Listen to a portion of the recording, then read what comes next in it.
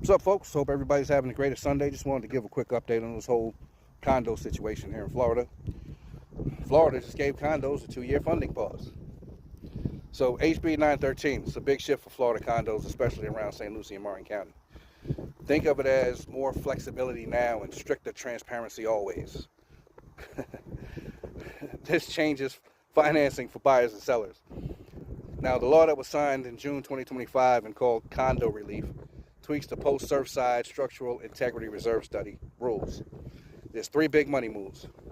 The first is the 2-year pause option. Associations can vote by majority to pause reserve contributions for up to 2 years to prioritize urgent repairs. Before, full funding was required on schedule with no exceptions. The second is the higher repair threshold and more flexibility.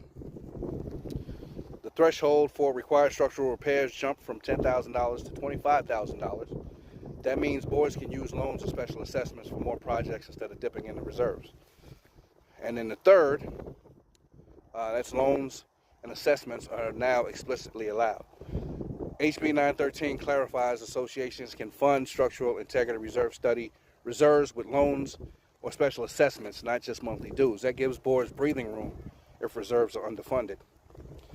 Now, the plus is a 1-year extension on reserve study deadlines and mandatory online access to financials and e-voting for owners.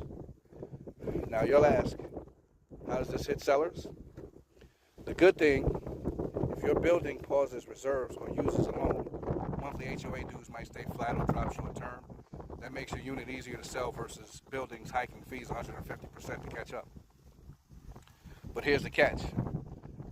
Buyers and lenders now scrutinize reserves a lot harder.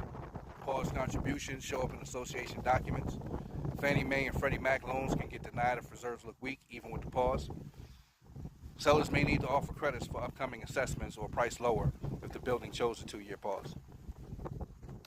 And now, transparency, that cuts both ways. Digital records mean buyers see everything. Deferred maintenance, loan terms, assessment plans. If your association isn't clean, it's harder to hide. And the next obvious question is, how does this hit buyers? The good thing is that there's a lower risk of surprise special assessments right after closing. The $25,000 threshold and loan option mean boards can finance big repairs without instant 4-figure bills to each unit. And you'll get digital access to all financials before buying. There's also a catch to that. The 2-year pause doesn't make repair needs vanish. You could buy into a building that delayed funding and still face big assessments later. Due diligence is even more critical now.